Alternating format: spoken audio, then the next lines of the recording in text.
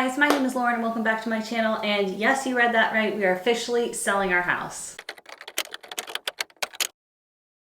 If you've been following me for a while, then you know I have talked about this a number of times that we had been thinking about selling our house in 2023, and we did it. We decided to go forward with it. And I asked you guys on Instagram what questions you had about it. So I had like 4 main questions that I got. So I'm gonna go through those today. And this is not the only video I'm gonna make on this. So I'm gonna answer some questions today and then like get more in detail about everything in future videos. But yeah, let's just jump into it. All right, so the first question you guys had is, why are you selling? Like, why now? So as I mentioned, we had been thinking about selling our home for a while now. We knew this was not our forever home when we bought it, and we also know that our older daughter is starting kindergarten in 2024, and so ideally we would be living in an area we could stay long term by the time she starts kindergarten, so she doesn't have to switch schools. I mean, it wouldn't be the end of the world if she switched once, like when she was younger, but ideally if we could figure out where we wanted to be long term, then we would be living there by the time she started kindergarten. So we knew we wanted to sell sometime like this year or next year, because where we're living now isn't where we want to stay long term, like in this house and also in the town and like school district that we're in, and just like geographic location is just not where we want it to be for the long term. So that's kind of like the general reason why, but like why now? Basically, like when January hit, we started year 4 of our debt-free journey, and we got through January and I was just kind of like, I can't do this anymore. I can't have the budget be this tight and only have a few $100s extra to pay off debt and be trying to like chip away at this debt like $300, $400, $500 at a time when it's at $73,000 still and we're year 4 into our debt-free journey. Like I just kind of hit a wall with it. And I was like, I need to change. Something needs to change. It's like, it's not like critical, but if it's something we were thinking about anyway, like I feel like I'm ready now. So that was pretty much like the main reason. Like we had been thinking last fall about selling our house. We've been thinking about like a lot of stuff with where we're gonna live for a long time. We've been back and forth for like years about this. And so, yeah, it just kind of like hit a point where like, okay, we're ready. I think I want to get out of this house. And so we contacted the realtor that we had been in touch with, and we said, hey, we want to get our house ready to go. Let's put it on the market. So we decided we were going to put it on the market in early March, and in February we did a lot of work, a lot of decluttering. I know I was posting on my Instagram. If you're not following me on Instagram, I'll put it down here. That I was selling a lot of stuff on Facebook Marketplace and all that stuff, and I was sharing that with you guys, but I wasn't telling you like why we were working so hard with Facebook Marketplace. I mean, obviously you can make extra money to pay off debt, but a lot of it was decluttering. We did a lot of donations and got rid of a ton of stuff. We sold 20 pieces of furniture on Facebook Marketplace, either for free or like made a little bit of money. Some we had to give away for free because they just, you know, weren't selling. But yeah, we got rid of 20 pieces of furniture on Facebook Marketplace. A lot that was just like in our basement storage room, hadn't been used since we basically moved in and was just like collecting dust. So that was great. We turned that into money. We made maybe like $1,000 so far selling on Facebook Marketplace. So that was awesome. One of you guys was wondering like, did we sell now because our property taxes went up? Was that a factor? And our property taxes did go up. I think it was by like $2,500 a year as of this quarter. And yeah, that was definitely a factor. Not just that the property taxes went up, but like the fact that when you own a home, your mortgage is like the minimum that you pay. And so like your property taxes can go up. Our utilities like went up by maybe 50% in the past 2 years.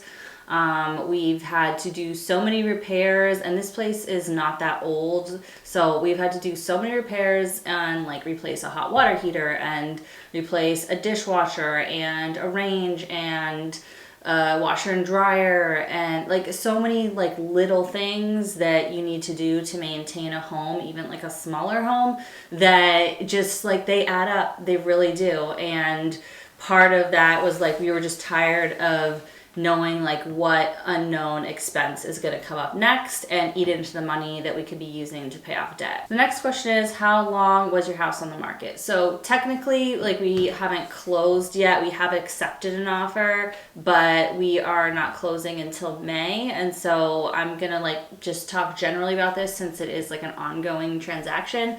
But our house was on the market for like maybe a week, and we got a lot of offers, and they were very good offers. So we were really pleased with how everything went. I think because we put it on the market at the beginning of the season, like in the early spring, we were like really, it was a really competitive time because there's like just such low inventory already. And then like in the spring, even more so in a place where there's winter. And yeah, so it was not on the market for long at all before we accepted an offer. And so yeah, we were really happy about that, especially having 2 young children. Like, it is a lot of work, extremely stressful to sell a home, like just as it is. And then when you have 2 young kids, so when you're like getting it ready for pictures and showings and things, like everything needs to be put away and decluttered, and like it's just a lot. So I was really grateful that it was only on the market for like a week or so, and then we accepted an offer, so we didn't have to do like weeks and weeks of showings. Okay, next question was, owning a home a good investment? So I don't like to think of owning a home as an investment in general, because your home is like where you live, and I've talked about this before. Like, we made decisions about when to buy and when to sell based on what's best for our family, not what's like we thought was best for the timing of the height of the market. On the one hand, like, it's expensive and we put a lot of money into the house, and like, you know, there's all these costs that you don't expect on top of the mortgage. It's more expensive to heat like a bigger home versus an apartment. But on the other side of it, we were very happy with the price that we got, and just the timing of the real estate market. Like, the market has gone up. I think the real estate market overall in the US has gone up by about like 45% since 2016, I believe, and we bought our home in 2017. So again, because it's ongoing, I'm not going to talk about like the price we bought it for versus sold it for, and I actually don't know if I'm going to end up sharing that. Like, I share everything with you guys, and I feel like I might want to keep this, like the numbers of this, like generally private, but I'm still deciding on that. So anyway, but we are very happy with how much we're getting out of the home. So, you know, we'll get a good chunk of money, but like, you have to take back out all the money that we put into it. So I'd have to run those numbers and see like if we had put that money into the stock market versus put that money into the home, like what's a better return? I don't know. But in general, I think it was a good investment for our family because it was a comfortable,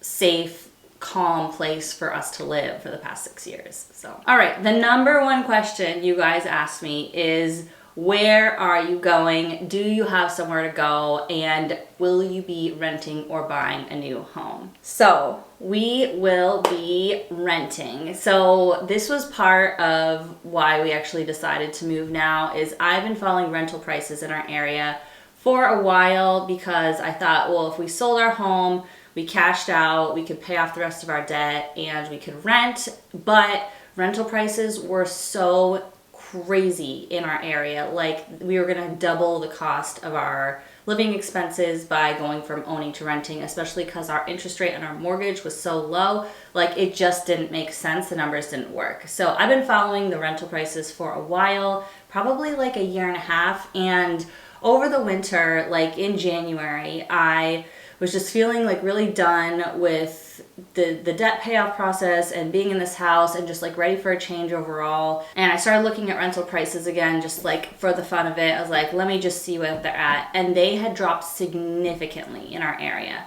So like one place I was looking at had dropped by like $500 to $1,000 a month, depending on like which unit you were looking at. And it was significant enough that it felt like, okay, this isn't unreasonable now to go rent because rent has come down so much in our area. So yeah, we found a place to live. We will be renting an apartment, and we found an apartment and like got it all set up, signed the lease and everything before we put our house house on the market because our realtor was like, I can't guarantee anything, but I have a feeling your house is going to go quick. And so you probably want to have your housing situation set up before we put the house on the market. Since you're renting and you're not buying, like you have more flexibility to get that going and like all set up before we list your house. So that's what we did.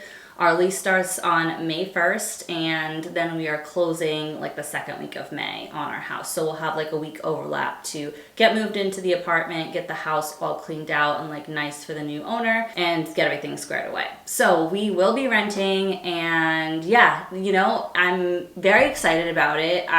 There's a lot of great things about it. There's trade-offs, you know, obviously. A couple things. One, we'll be sharing walls again, which like I think is the thing I'm most nervous about with having little kids. If people are being loud and they're getting woken up from nap time or bedtime or whatever, like sleep is precious when you have children, if you can get them to sleep, and anything that disturbs that is, you know, stressful. So hopefully we have like courteous neighbors. We are not renting like in a big city or next to like a big like college party area or something, but you never know what your neighbors are going to be like. So we will be sharing walls. We also will no longer have a garage, which is like kind of, you know, again, living somewhere where there's like long cold winters, a garage is very nice. You don't have to like scrape your car of snow and stuff, but this is, you know, this is not a permanent thing. This is not like a long-term thing for us. We are planning to rent on the more shorter term. And yeah, so we will be renting. There's so much to say. I don't even know where to go from here in this video. I have so much like to tell you guys, and I also feel like I have all this pent up. Like usually I share with you guys a lot of stuff in real time, and this has been going on for like 3 months now almost, and like I haven't shared anything, so there's just like so much to update you guys on. But like I said, I'll make future videos of anything that I don't cover in this video. So someone asked, are you moving to a new area or the same? So we are moving to a new area, but not like terribly far from where we are now. But it is an area that we kind of like for long term potentially. So we're gonna try living there, see how we like it, and if we do like it, you know, potentially stay there long term. And when we put the house on the market, the thought was like, we'll rent for a year. Maybe if we like the area, we can rent for 2 or 3 years, like whatever we need to get ourselves on good financial footing to be ready to like buy back into the market and find a long-term home that we feel comfortable paying the mortgage and everything, and get our debt squared away and all that, save up a big down payment. But now that we've gotten like a better price for our home than we expected, we are considering renting for a shorter time, like just a year or so, and then trying to figure out like how to buy back in at that point. And I think how long we rent for also just depends on how much we like renting. So if it's like fine and our neighbors are quiet and we like the area and we're just not feeling ready to go down the road of buying a new house, or we're not ready to decide where we want to be, then we'll continue renting. But if the opportunity comes up and it's the right price and the right neighborhood and all that, then we may go for it. So where we want to live long term has been a really stressful thing. I know I've mentioned this in passing on my channel, but like my husband grew up here in New England and all his family's here. And then I grew up in California and like all my family's there. So, you know, we lived in California when we were first together, and then we moved out here to New England, and we've been here 11 years.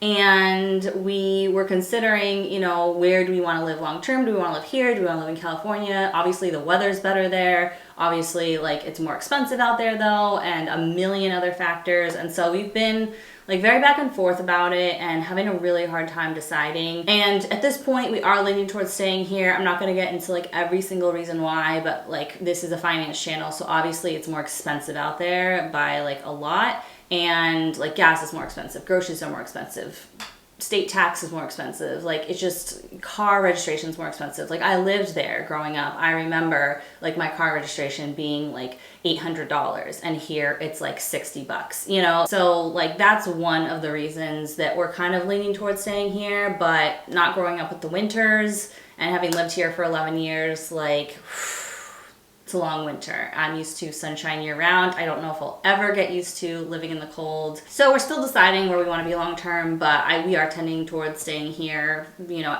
at a minimum because it's less expensive. And yeah, so if we kind of feel settled and good in that decision and we like this new neighborhood and like place that we're living, then we will try to buy back in. So I don't even remember what the question was at this point. New area or the same. So yeah, we are moving to a new area, but it's not far from where we are now. All right, so the last question, which was probably like tied for the most frequently asked question, is will you use the money from the sale to pay off your student loans? And somebody also wanted to know, or if we're gonna use it for a new down payment. So if you asked me this 3 months ago, I would have said yes, 100%. When we sell our house, we are going to use the money, pay off that last student loan, and be debt free, like in May. And I felt really good about that. Then once we actually got further into the process, got our rental, and found out how much we were actually getting for our house, and as inflation's continued to go up and high yield savings accounts, interest rates have continued to go up, and our interest rate on our student loan is really low, I'm having second thoughts about that. So we don't have to decide anything right away. We can sit on the money once we sell, but when we sell, we'll have enough to pay off our student loans and have a good chunk for a future down payment on a house. But if we pay off our student loans in full, I don't know if what's left will be enough to get a new house. Like we may need time to save up more money, which we could do over the next year, but I don't know if that would be enough time even. And so this is something we're thinking about because my husband's student loan, the interest rate is 2.8% and we're getting 4.25% interest in our high yield savings account. So just at a minimum, if we put all the money from the sale into our high yield savings account and just use that to pay the minimum payment until the loan is paid off, you know, we would be making money. Now, obviously the interest rate can change on that savings account. So right now it's 4.25% and it may go down significantly in like 18 months or something. So, you know, we are just kind of keeping our mind open and thinking about this as we head towards closing. The thing is, if we put the money in savings and just slow pay it, as long as the money's still there, at any point we can make a lump sum payment and pay off that debt. But if we do that and we pay it off immediately when we close, then we can't get that money back if we wanted to use it for anything. So while I'm really excited to be debt free and I want it so badly, and I kind of just want to be like, forget the interest rates, forget the money we'll save, which it'll be about like $1,200 we would save in the next year by keeping the money in savings and just paying the minimum payment and like being debt free, but having the money just sit in a savings account and make the payment and not touching that money. So it's not like an insignificant amount of money, $1,200, but at the same time, like I kind of just want to be debt free, like a lot, like really bad. So yeah, so we haven't fully decided on that. We are still thinking it over, and this is the thing, like if the perfect house came up and we were like ready to go, and we wanted to put in an offer, and because we paid off the student loan, we were like $20,000 or $30,000 short of what we would need, I would be really disappointed. But if we like had, you know, if we bought a new house, used as much as we needed to buy the new house, and then we're $20,000 or $30,000 short on paying off my husband's student loan, I would feel okay about that because we would only have $20,000 or $30,000 left to pay versus like $70,000 where we're at now. So yeah, that's kind of like how I'm thinking about it. But let me know in the comments if you guys have an opinion just based on what I've told you so far. Like, should we use the money from the sale to just pay off the debt and be done with it and then work on saving up enough for a new house over time? Or should we like hold on and wait and see what opportunities come up and then like decide at a later date and just hold off on paying off the debt? Comment, let me know. So I think I'm gonna cut it off there. I have so much more to say about this. I want to tell you guys like all about the home selling process, and just like this is our first time selling a home and just things I've learned from that, and just so much more about this. But I don't want this video to go on for too long, and so I am going to end it there. Thank you guys so much for submitting your questions. If you have more questions for me about this, or like any comments or thoughts or anything, then comment below and let me know. I will be making future videos talking about this. Once we close, I'll probably tell you a little bit more details about it, but I just want to wait till the deal is completely done and closed until I like talk about certain things. Thank you guys so much for watching. If you like this video, give it a big thumbs up, and if you want to see more from me, hit that subscribe button, and I'll see you in the next one.